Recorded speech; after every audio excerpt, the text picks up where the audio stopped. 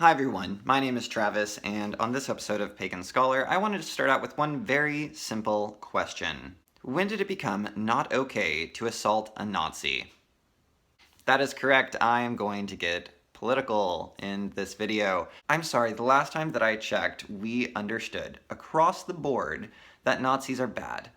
That's what we all agree on. If we're ever going to take an ethical argument to its extreme, we just add some Hitler, and it's an instant black and white, yes or no, good or bad scenario. So, whenever we see a news clip of a man who is espousing the beliefs of contemporary Nazism, i.e. keeping the races separate for the better of America, and then we see another man assault him, why is there even a debate or conversation as to the validity and the goodness of the man who assaulted the Nazi? I'm really fucking curious about this, everybody. Now I get it, that man has his freedom of speech. He has the right to announce his bigoted, xenophobic, sexist, racist, and just altogether shitty beliefs as a human being to the public. Now I get it. If he can't express his beliefs, then why should you be able to express your beliefs? My beliefs do not commit violence against another person. My beliefs are, pretty chill, pretty easy. And his beliefs, even though he is not saying anything overtly violent to me at the moment, to any of my friends at the moment, his beliefs germinate. They have the potential to create extreme and literal violence against myself, against my body, my livelihood, against my friends' bodies and livelihood. And so, when I see another person commit violence against a man whose words could inspire more violence, I salute that gentleman.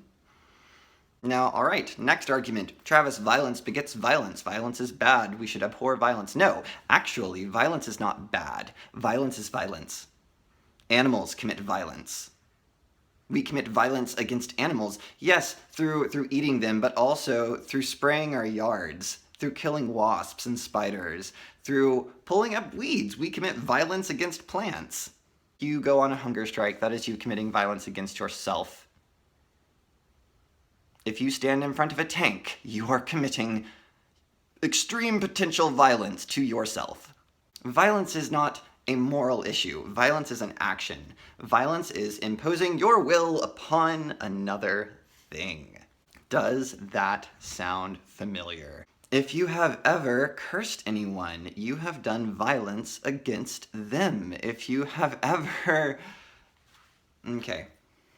The difference between cursing someone and assaulting them is one is much more immediate and one is guaranteed.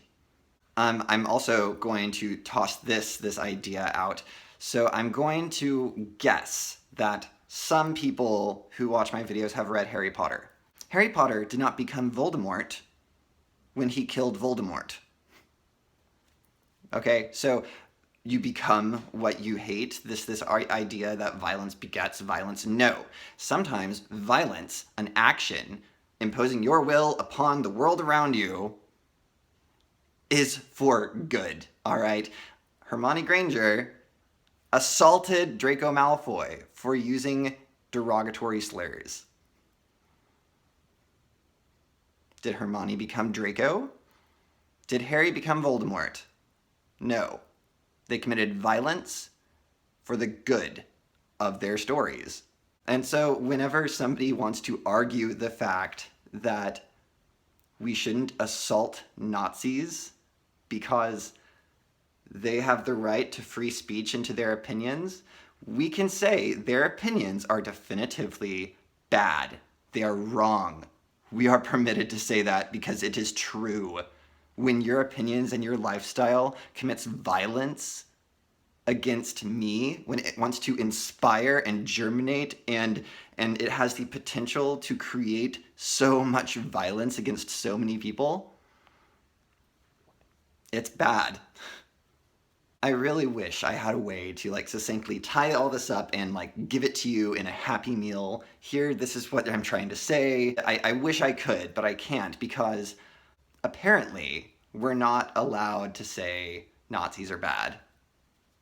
We're allowed to give them platforms to broadcast their messages of hate and xenophobia and the separation for racial purity of America. The fuck is that shit? No, that is bad.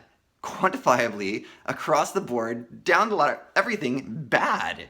I'm not going to back down from that, all right? So if a man is assaulted because he's espousing these beliefs and preaching them to the world, trying to inspire that people believe that, no.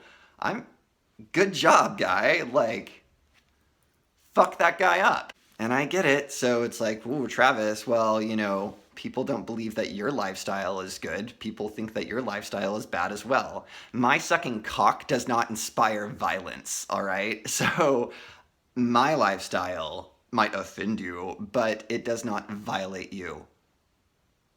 It does not have the potential to germinate violence against you.